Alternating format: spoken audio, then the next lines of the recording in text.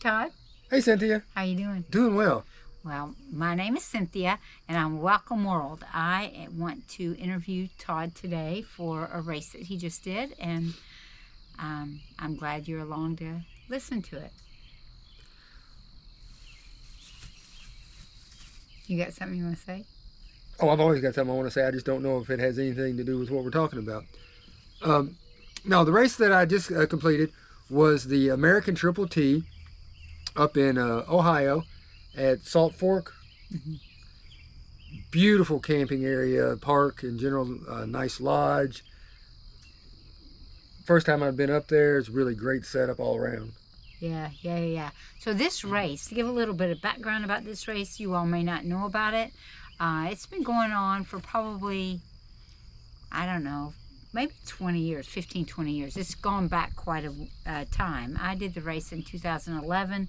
Todd and I have been there maybe 2007 to, I mean, it's been a long time. We've been there several times. The race has changed locations though, so this is the first time that we'd ever been in this location, and it's actually the first triathlon that you have done in a very long time. I haven't done one since a long time either, but tell us about your journey to get to this point, Todd, that you chose to do the race. The first thing is, doing this video is kind of weird because I don't really understand why anybody actually cares about what I did for the race. But it's also a good opportunity to kind of review the race in general for people that might be interested in doing it. And then to tell some stuff that I learned, because it's been 15 years since I've done a triathlon or any kind of race really at all. And so I started out, and for you guys that have never heard of this race, it's actually 4 races in 3 days. So Friday night you get there and you do a super sprint, and I mean super sprint.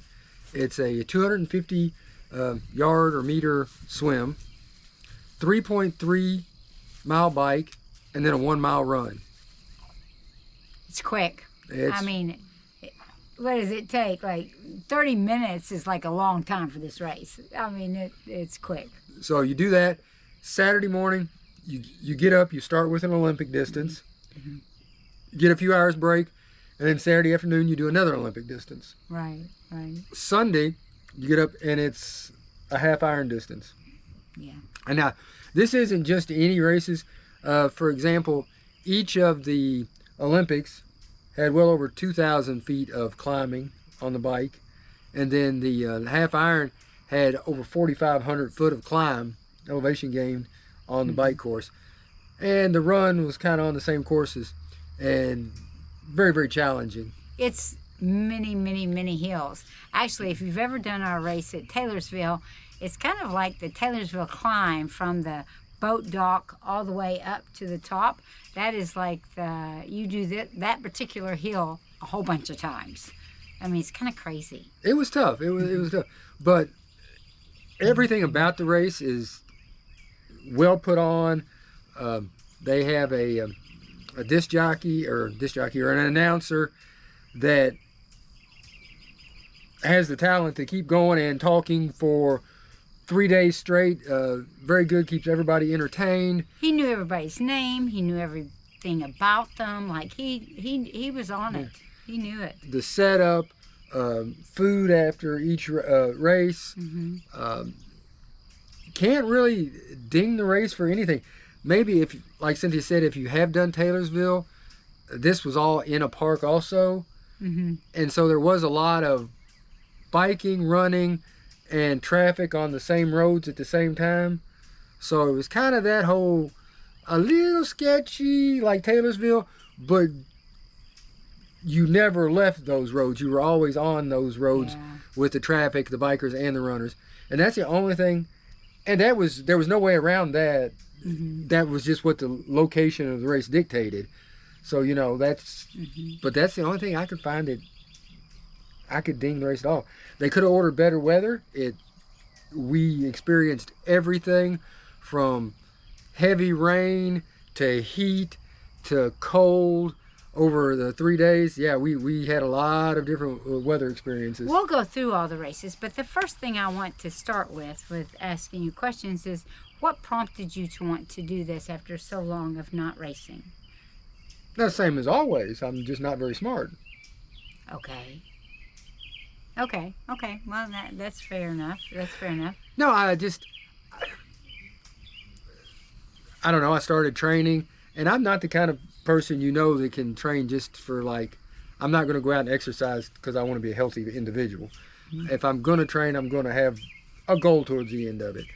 And my goal with this wasn't to race. I mean, I've only been training for 4 or 5 months, and this was pretty, a pretty extreme thing. So I didn't go up there with the intent I was going to race it. It was just a challenge to get all 4 races done. Mm-hmm. And how did you go about training for it? Well, I ran with this cute girl almost every day. Oh.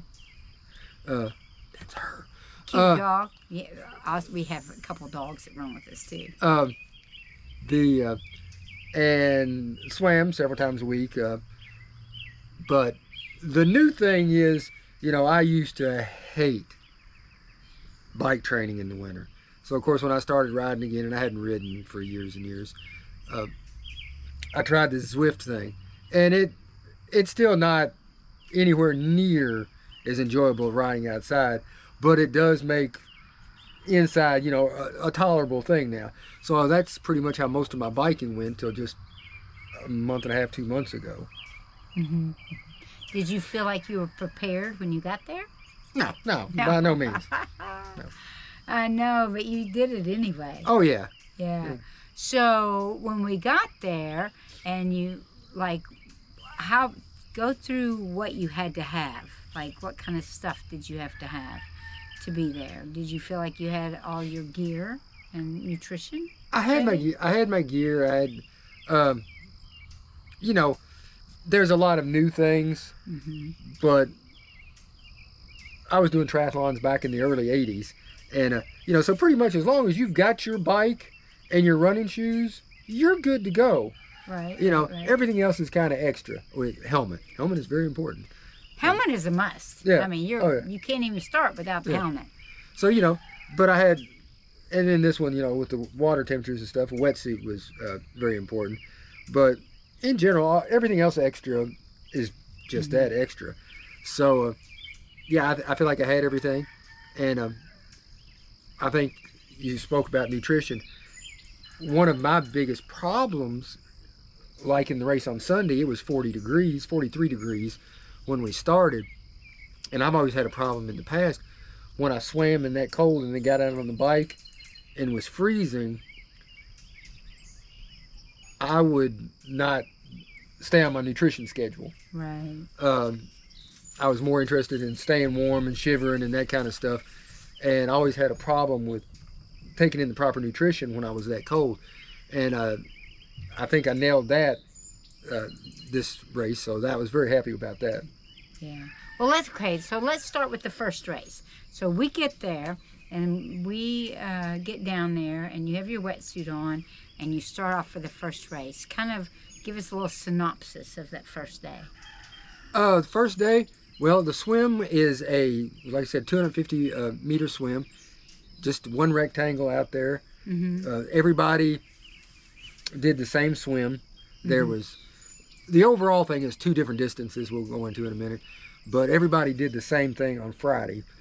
So, and there were probably about 100 people that were doing, so you could actually sign up to do like any of these races individually, but the people doing all 4 races were probably about 100. No, there was 2 different divisions. Right. There was a sprint division and then the extreme division. Right. And I think there was about 100 in each of them. Oh, okay. There was I did the extreme, and I think there was 93 signed up for the extreme. Okay. I'll lose my place very easily. Oh yeah, swim. So you do the swim. Plenty of kayakers out there, boaters. So very safe swim course. You came up the ramp. There were a few copperheads floating in the water. I pretty much saw one. Well, but the thing is, us old guys got to start in the last wave. So the copperheads, I'm pretty sure the first couple of waves got them out of the way, so I was not concerned about that at all. I'm teasing. The so then we came into the transition area, and all my transition areas were, or transition times were, let's say, luxurious. Very slow, yes. Yeah. Yeah. Well, I wasn't going to say slow. I was using like Yeah. leisurely. Yeah. And like I said, that wasn't my goal. So especially like when it was cold and stuff, I was making sure I was completely dry, nice, ready to go on the hot days, putting sunscreen on, the whole works. Good transitions. And then so then you get on he could have eaten a whole meal in his transition. And then when you get on the bike, you immediately go on a half-mile climb, and then the rest of it's just rolling. More or less, in general, it was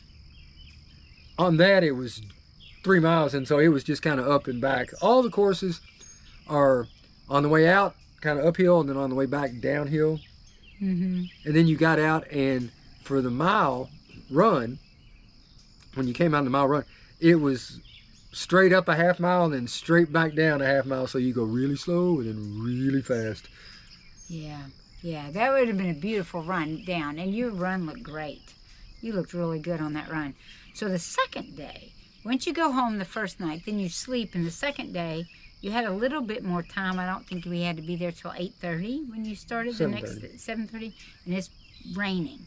Pouring rain. Yes, it's pouring rain. I know. Oh my goodness.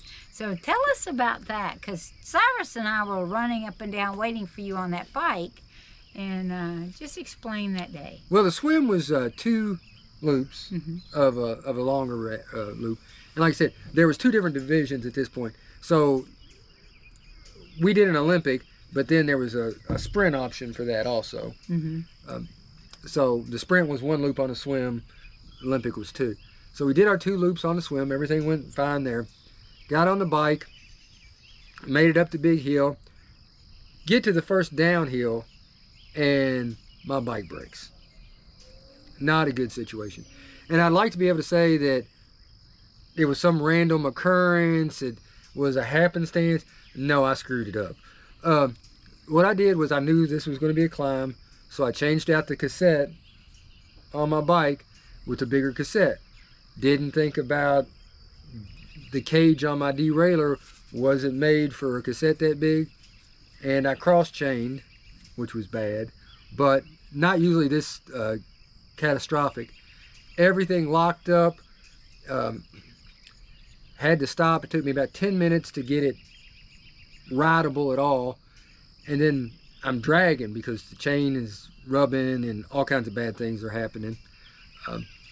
But I make it through the bike. It was tough, but I get back. And then, of course, it's raining during all this, so it's not a pleasant experience, but it gets done. Get back, run. Once again, it was a hilly run, but felt really good on the run considering everything went back on the bike, and finished it, and it was great. Well, we ended up meeting a couple guys that were there. They're bike mechanics. So Todd took his, and I told him before he came down, I said, I think, because Todd ran past me and said, my bike, something happened to it. And so I told the bike mechanics, I said, I think Todd might need your help. So they were cool guys. They had like a whole station, how they worked on bikes that were in the back of a truck that they had set up. It was basically a mobile bike repair shop. It was and wonderful. I'll try to put the name on the video here so you can look at it, because these guys were great. Yeah. They took a look at my derailleur, took it off. The cage on the derailleur had broken half, and the jockey wheel in the back, the little metal cover on one side of them, had got dented in so bad the wheel wouldn't turn. So my race at that point my whole weekend was pretty much over at that point. He was kind of hoping it would be, because I think it was kind of hard because it was raining, But so these guys took this out, started hammering on that metal cap on the derailleur, and got the jockey wheel to work, and then used super glue. Yes. To put the carbon cage back together, and got this thing back together and working. Couldn't believe it. I mean, just a super great bunch of guys that worked there. You know, it's hilarious. So we go home then, we go back to the camper, and then you have a couple of hours before you have to go back for the next race. So now Todd, it's like, oh shoot, now I have to do the next race because they fixed my bike. So we go back to the second race. Now, I was kind of joking about that. Oh, I know you were. But, I know you were, but it was funny. Yeah. And the guys there, when you showed up with that bike, because I said, oh, he's riding the bike, it's good. And they looked at me in shock. They said, we thought he was going to change the bike out. They weren't really thinking you were going to ride that bike. They weren't quite sure if it would really work. Yeah. So I babied it next race on the bike. I didn't actually use the big chain ring at all. And then on the third day, I didn't use the big chain ring for about half of it. And then I just decided if it's going to break, it's going to break. So yeah, we did it to it, and it held up. So hats off to those guys. They did a great job. Yeah. They really did. They were great. So the second race on the second day, which was the Olympic, how did you feel at that one? Like going, you're already tired because you've done 2 races now. You have 2 hours. You're doing another race. How did you feel? I was tired. It was, it was probably in some ways tougher than even the next day. Mm-hmm. But the swim, like I said, my biggest problem was, and this is another lesson for everybody, is I had used anti-fog on my goggles before I started all these races, and it did not last through all of them. So I was having trouble seeing during the swim on Saturday afternoon. It's kind of interesting. So I swam about 50 yards, same buoys, same everything, swam about 50 yards further, Saturday night or Saturday afternoon than I did Saturday morning. But got on the bike, like I said, I was basically dragging my bike that morning. So legs were still tired on the bike and I was babying it. So we just kind of had an enjoyable bike ride, and then came out and hit the run pretty hard, and everything went well there. Yeah, yeah. You looked really good on the run. You looked good, and actually you looked good on the bike when you were riding your bike. Yeah, I think so. So then we go back that night, and you rest up. We have some pasta. You are energized, and then the third day begins. How did you feel that morning? Oh, that morning. I was not looking forward to that day at all, and not because of the race itself, but like I said, it was 43 degrees, and I knew how bad the first couple of miles on the bike was going to be, so I just took plenty of clothes, arm warmers, vest, the whole works, and just took my time in transition, and made sure I was completely dry, changed out, and ready to go, and really didn't have any problems on that. Go back to the swim though. It was really foggy that morning too. Yeah. So we did postpone the swim a couple times, and then they finally shortened the swim course. So it ended up being, instead of 1.2 miles, it ended up being 1,100 meters or so. Yeah. And then, like I said, the bike, first 2 laps of the bike, it was a 4-lap course at that point. I just kept it in the small chain ring and spun it real easy. And then the last 2 loops, I just went for broke. Now, I still wasn't going very fast, but I used all the gears and everything, and made it through the bike okay. And then the run, it was a hilly run, but I think I did super well on the run and just enjoyed the whole day. You actually did really, really well, and you seemed happy. I was worried because, truthfully, in the beginning, I think you were more scared about the cold weather than anything, and sometimes you just got to get out there and do it. Well, it wasn't a fear thing. It was that I've had that experience before in long races, and like I said, I've always let whenever it's cold like that in the past, I've let my nutrition get behind, and it's always really, really cost me. And I stayed on top of that in this race, and I was very happy with the way that went. Yeah, I think you did really well. You drank protein stuff, to within 30 minutes of each race to make sure that you were healing well for the next one. So I think that you did a really good job with your nutrition. Oh yeah, and between the races, I think that's in doing something like this, whether it's stage races like you've done in the past, running, or this kind of triathlon thing, is that as soon as you're done with one race, eating for the next race. Yep.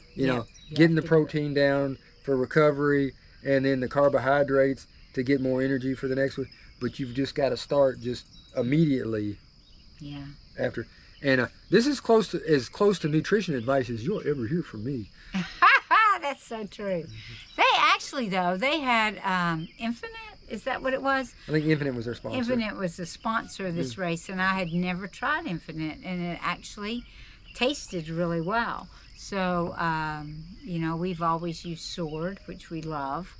But those things are really important to know what you can use and not use. And I don't know, you did a good job, Todd. I was kind of proud of you. Yeah, I think everything is, you have to try things, and it's your personal, whatever that fuel you're using is. I really, really like the sport beans. I mean, I'll sit around and eat those like candy.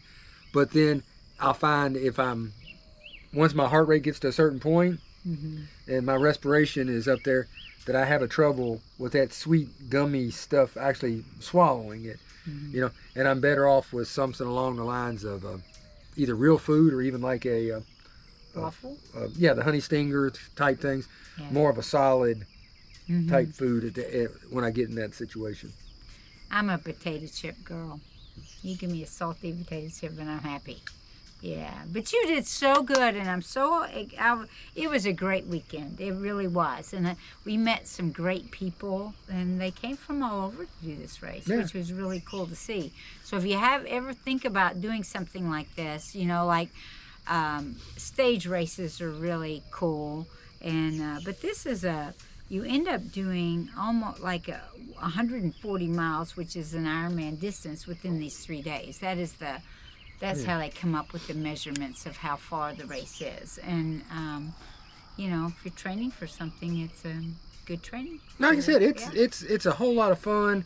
It's a beautiful park up there. There's a lot of like signs and postings and stuff. I'm pretty sure there might be like Sasquatch running around up there. Oh yeah, I didn't see Sasquatch, but I was looking for him. Yeah. It was fun. But it's. It would be a good place just to go hang out. It's, if you're into camping and hiking. I think they do somebody said they do some trail runs up there too. Yeah. So okay, it's probably time for us to wrap this up. But let me ask you one more question, Todd. What's next? Well, Pinky, I think we're going to do what we do every day. Try and take over the world. That's a perfect answer. Okay, next question. Did you learn anything about yourself during this race? Yeah, we covered that at the beginning. I'm not very smart. Okay. No, I did learn a few things. I don't know much about myself, but about things, I learned some things about, especially since it's been so many years since I've done this, about nutrition, what it takes for me personally out there, and those kind of things, and maybe some more bike operational tidbits. And crazy glue is always a good thing. Yes, you should carry that with you at all times. Yes. It's a good thing. We good? We're good. All right. Well, thanks for watching, and we'll let you know the next time something happens. See you soon. Bye.